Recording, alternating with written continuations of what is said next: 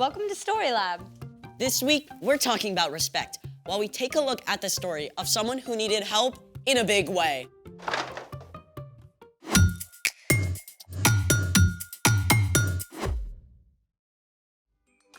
Hey, I'm Skylar. And I'm Sebastian, We're talking about respect. which is showing others that they are important by what you say and do. In today's story, we're gonna hear about someone with complete power to do impossible things.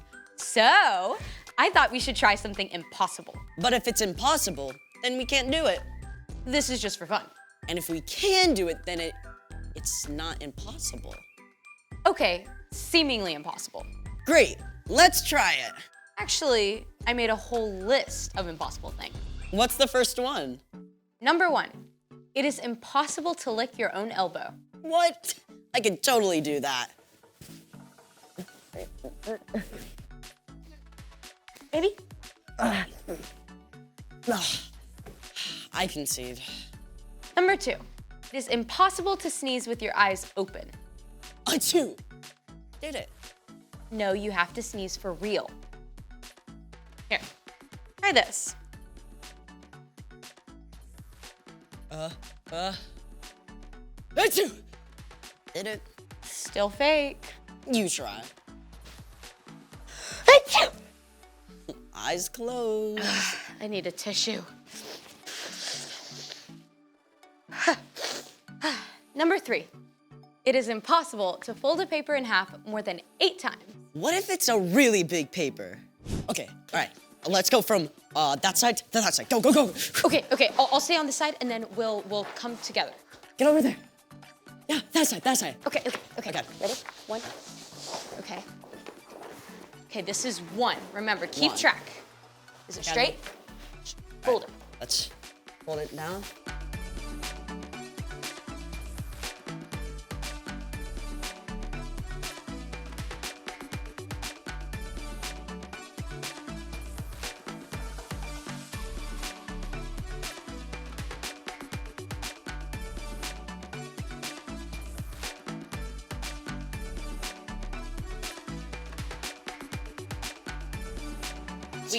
We got 5. Okay. I think we can get 8. I think so. 5? Yeah. Okay. Maybe. 6. Okay. Karate chop it. Ooh. Hey, 7. 7. Okay, sit. Okay, you got it. Okay. Okay. 7. I really thought we were gonna get 8. Yeah. Number 4. Wait, I got one. Number 4, it's impossible to eat just one potato chip.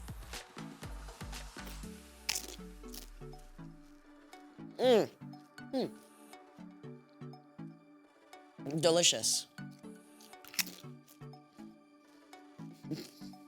See? Just because you have 0 self-control doesn't mean it's impossible. I can totally eat just 1 chip. Here. These aren't even really that great. I mean, they're not even potato. They're like mushed corn, rice, and chemicals all toasted up and sampled out. Just tricking our brains into thinking they're salty, crispy, potato.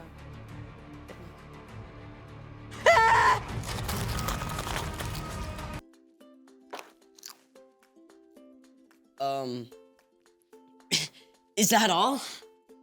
I got 1 more. What is it?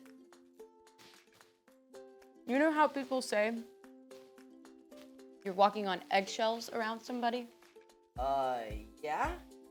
Walking on eggshells is a phrase that means to be very careful not to upset someone. You think it's possible to walk on eggshells without cracking them? Look how thin that is. Definitely impossible. But you get to do it anyway. Wait, what? You get to walk on eggs. Let's try it. I don't know about this. Okay, stand here in front of the egg cartons. Now, what now? Just step up on them. Just walk? Well, carefully. Here goes an omelet. Got it. The curved arch of the eggshell distributes pressure evenly all over the egg rather than concentrating it on one point. That's why engineers even use arches in designing buildings and bridges. How do you feel? Sorta invincible, just like this egg. That's exceptional. It's time for... The story before the story. Today, we're in Matthew, the first book in the New Testament. But before Matthew, in the very beginning, out of a deep, deep love, God made an amazing world. But when people turned away from God, the world was broken. God made a plan to draw people back into relationship. So at the right time, God sent a tiny baby to be born in the small town of Bethlehem, God's very own son, Jesus. When Jesus grew up, he began to travel from town to town, teaching and healing. And the town of Capernaum was like his home base. Everyone there knew about him. Not just the Jewish people, but the Romans too. Which is where our story starts. We're ready. Hey everyone, I'm Erica. Hey, Erica. Now, one of those Romans who knew about Jesus was a Roman centurion. This man was important. He commanded at least 100 soldiers who did exactly as ordered with no question. Forward! March! And halt! You there! Get me a fig and walnut sandwich at once! Yes, sir. With extra goat cheese! Right away, sir. The centurion was used to being obeyed, but though he was stern, he was also a kind man. He cared about the soldiers under his command and the servants who worked for him. One day, one of the centurion's servants became desperately ill. The man was so sick he couldn't even move. The centurion may have called for the best doctors, but no one could help the man. So, the centurion did the unexpected. He went to a Jewish rabbi, Jesus, and begged for help. Lord, my servant lies at home and can't move. He's suffering terribly. Shall I come and heal him? Now you have to understand, going to the home of a non-Jewish person would make Jesus unclean. It was completely against Jewish custom, but Jesus cared more about the sick man than what people might say. It turned out the centurion did not ask Jesus to come to his home. Instead, he said, Lord, I am not good enough to have you come into my house. But just say the word and my servant will be healed. I myself am a man under authority. And I have soldiers who obey my orders. I tell this one go and he goes. I tell that one come and he comes. The centurion knew exactly how true authority works. He knew that when he gave a command, he spoke with the power of the Roman emperor, and it would be carried out instantly. And he believed that Jesus' power and authority were so great that all Jesus had to do was speak a word from anywhere, and the servant would be healed. And you know what? The centurion was right. Jesus turned to the crowd around him and said, What I'm about to tell you is true.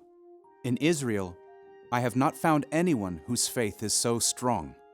Jesus made it clear that anyone who has faith can be a part of God's kingdom, not just people who come from the right background.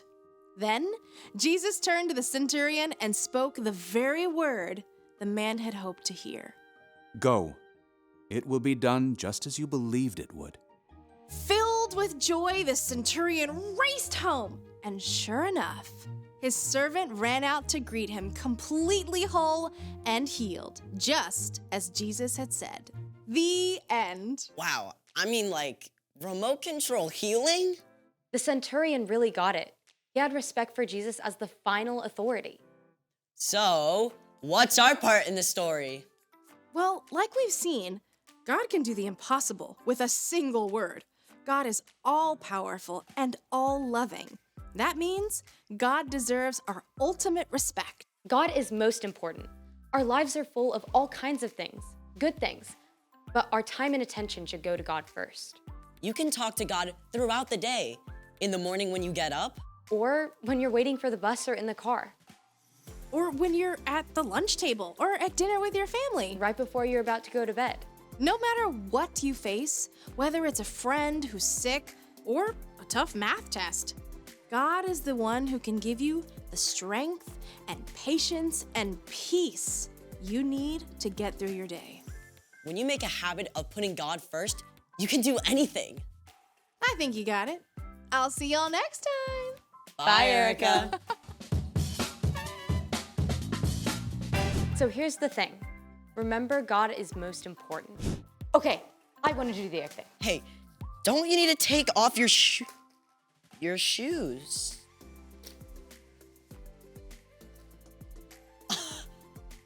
Not too bad. I think you did maybe a little better than me. Maybe completely better than you. Thanks for joining us in the Story Lab. We'll see you next time.